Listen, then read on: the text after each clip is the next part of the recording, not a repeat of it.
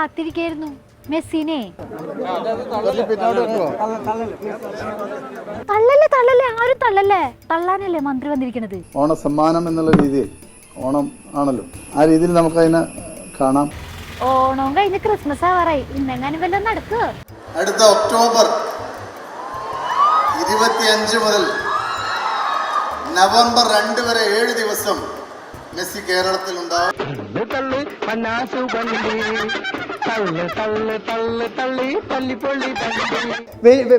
Famous ആയ air show മുടങ്ങിയ വലിയ രീതിയിൽ ഒരു ലോകകപ്പ് നടക്കുന്ന സമയത്ത് ഉദ്ഘാടനം എങ്ങനെയാണോ നടത്തുന്നത് അതുപോലെയുള്ള ഒരു വലിയ ഇവന്റാണ് നമ്മൾ പ്ലാൻ ചെയ്തിട്ടുള്ളത്. പിന്നീടാണ് ആ നഗ്നസത്യം എല്ലാരും മനസ്സിലാക്കിയത്. ഈ പുഷ് മാത്രമേ ഉള്ളൂ, മെസ്സി അർജന്റീന ഒന്നും ഇങ്ങോട്ട് വരാൻ പോണില്ല. മെസ്സിയെ ഒരു കാര്യം പറഞ്ഞേക്കാം, വേണമെങ്കിൽ ഇങ്ങോട്ട് വന്ന അർജന്റീനക്കാണ് ഗുണം, പറഞ്ഞില്ല എന്ന് വേണ്ട. വിജയിച്ചാൽ ഗുണം ചെയ്യാൻ പോകുന്നത് കേരളത്തിന് മാത്രമല്ല അർജന്റീന ടീമിനും കൂടി ആയിരുന്നു. അത് അവർ മനസ്സിലാക്കി വന്നാൽ നല്ലത്, അല്ലെങ്കിൽ അതിന്റെ നടപടി സ്വീകരിക്കും. മെസ്സി ഒന്നും വരാൻ പോണില്ല എന്നുള്ള സൂചന ലഭിച്ചതോടെ കായിക മന്ത്രി ആളാകെ മാറി. മാധ്യമ പ്രവർത്തകരെ മൈക്കും മെസ്സി എന്നുള്ള ചോദ്യം കേട്ടിട്ടുണ്ടെങ്കിൽ മൂപ്പര കലിപ്പ് ദേവതനെ ഇന്ന് താവായിരിക്കും. തന്നോട് ഇവിടുന്ന് ഞാൻ ഇപ്പോൾ തർക്കിക്കാൻ വരുന്നില്ല, എന്താ അറിയോ, അത് ശരിയാവില്ല, മനസ്സിലായില്ല. എന്നോട് വർത്താനം പറയാന് മറ്റേ ഭാഷ. ബ്രഹ്മദത്തൻ നോക്കി നിൽക്കെ ഉടല് നിറയെ കൈകളുള്ള ഭീകര സത്വമായി സുഭദ്ര. മെസ്സിയുടെ വരവുമായിട്ട് ബന്ധപ്പെട്ട് ഈ ഹൈബീഡൻ ഗുരുതരമായ അറിയില്ല. മെസ്സിനെ കുറിച്ച് എനിക്കൊന്നും അറിയില്ല. ആരാ മെസ്സി എന്ന് പറഞ്ഞിട്ട് അങ്ങനെ അങ്ങോട്ട് പോയിട്ടുണ്ടെങ്കിൽ എങ്ങനെയാ ശരിയാവാ? അറ്റ്ലീസ്റ്റ് ആ കുത്തിപ്പൊളിച്ചിട്ടിരിക്കുന്ന സ്റ്റേഡിയത്തിനെ കുറിച്ചെങ്കിലും 2 വാക്ക് പറഞ്ഞിട്ട് പോന്നേ.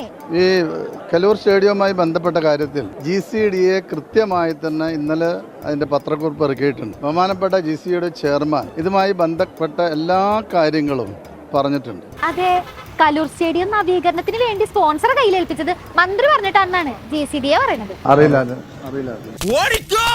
ഒരു ചാനലുകാരന് കൊടുത്തിട്ട് ഇതങ്ങോട്ട് ചെയ്തോന്ന് പറഞ്ഞു കഴിഞ്ഞാൽ അയാൾ ഏത് രീതിയിലാണ് ഇത് ചെയ്യുക? പിന്നെ മാത്രമല്ല ഇതിന്റെ ബെനിഫിറ്റ് MLA എന്നിട്ട് വർത്താനാണ് പറയണത്.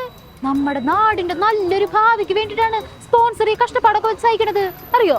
ഞാൻ ഒരു കാര്യങ്ങൾ പല കാര്യങ്ങൾക്ക് ലാഭം കാണാതെ തന്നെ ചെയ്യുന്നുണ്ട്. ഈ സമൂഹത്തിന് എന്തെങ്കിലും കൊണ്ട് ഗുണം ഉണ്ടാവണം കൂടെ ആഗ്രഹിക്കുന്നുണ്ട്. കണ്ടു നോക്കൂ, ഇങ്ങനെ ആയിരുന്നോ കൊച്ചി സ്റ്റേഡിയം ഉണ്ടായിരുന്നത്? ഒരു കാട് മൂടി പറിച്ചൊരു പ്രേതാലയം പോടുന്ന കിടന്ന സ്ഥാനത്തിന്റെ അകത്ത് ഇവിടെ ഇത് ഇത്രയും വെളിച്ചം വന്നില്ലേ, ഇത്രയും വൃത്തിയായില്ലേ? ഞാനതാ പറയുന്നത്. എല്ലാം നല്ല രീതിക്ക് വെളുപ്പിക്കാൻ ആ മരങ്ങളൊക്കെ മുറിക്കാൻ വേണ്ടി എന്തോരം കഷ്ടപ്പെട്ടു എന്നറിയോ? എല്ലാം നല്ലൊരു ഭാവിക്ക് വേണ്ടിട്ടാ. കണ്ടു കഴിഞ്ഞാൽ സങ്കടം തോന്നും. മരങ്ങളൊക്കെ മുറിച്ച് അത് ഭംഗിയാക്കാനായിട്ടാണെന്നാണ് പറയുന്നത്. മരം നമ്മൾ വേര് നന്നായിട്ട് ഉറച്ചു നിൽക്കുമ്പോഴാണ് അത് മറിഞ്ഞു വീഴാതിരിക്കുക എന്നാ നമ്മൾ പഠിച്ചേക്കുന്നത്. വേണ്ട, മരമുറിനെ പറ്റിയിട്ടുള്ള ക്ലാസ് എടുപ്പൊന്നും ഇവിടെ വേണ്ടട്ടാ.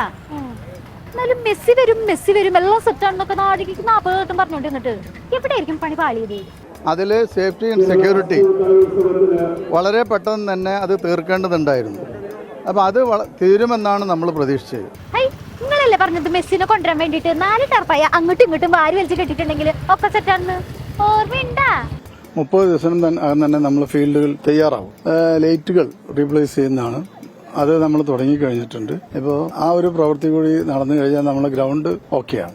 അല്ല, അറിയാൻ പാടില്ലായിട്ടാണ് ഒരു കാര്യം ചോദിക്കട്ടെ. നിങ്ങൾ ഈ പുഷൊക്കെ നടത്തിയിരുന്നപ്പോ അർജന്റീന ടീം ഇങ്ങോട്ട് വരുന്നതായിട്ട് ബന്ധപ്പെട്ട എന്തെങ്കിലും ഒരു രേഖ നിങ്ങൾ കണ്ടിട്ടുണ്ടായിരുന്നോ? അത് സ്പോൺസറാണ് അർജന്റീനയും ടീമുമായിട്ടുള്ള കരാർ ഒപ്പിട്ടിട്ടുള്ളത്. ഇതാണ് ആ രേഖ. എന്റെ പേരിലേക്ക് എഴുതി തന്നില്ല, ഒരു രേഖയില്ല, ഒന്നുമില്ല. എന്നെ സംബന്ധിച്ചിടത്തോളം നിങ്ങൾക്ക് ഫ്രീ ആയിട്ട് നടത്താൻ പറ്റും, ഞാൻ നടത്തുന്നു എന്നുള്ളതിനേക്കാൾ അപ്പുറം ഒന്നും. നമ്മുടെ സർക്കാരിനും സ്പോൺസർക്കും തീരെ ഭാഗ്യമില്ലെന്ന് തോന്നുന്നു. അത് വേറൊരു കാര്യം പറയട്ടെ, കളിയാക്കരുതിട്ടാ. നമ്മുടെ സ്പോൺസറുടെ കയ്യില് വേറെ ടീമും വേറെ പ്ലാനും ഉണ്ട്. ഇനി നമുക്ക് ആ പ്ലാൻ നോക്കിയാലോ? ഈ അപ്രൂവൽ കിട്ടാത്ത ഒറ്റ പ്രശ്നമുണ്ട്. അല്ലെങ്കിൽ ഞാൻ ഈ 17-ാം തീയതി 3 കളികൾ നടത്തിയിട്ടുണ്ടാവും.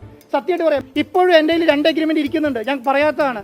നിങ്ങൾ പറഞ്ഞ അതും കൂടെ നിങ്ങൾ എന്നെ കളിയാക്കും.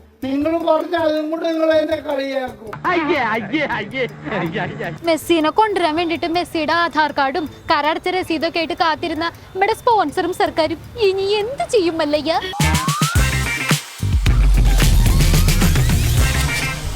ലോകത്തെവിടെയായാലും ഏത് സമയത്തും 24 വാർത്തകളും ഓഗ്മെന്റഡ് റിയാലിറ്റി പാക്കേജുകളും എക്സ്പ്ലെയിനറുകളും വിശദമായി കാണാൻ ഞങ്ങളുടെ യൂട്യൂബ് ചാനൽ നിങ്ങൾക്ക് സബ്സ്ക്രൈബ് ചെയ്യാം.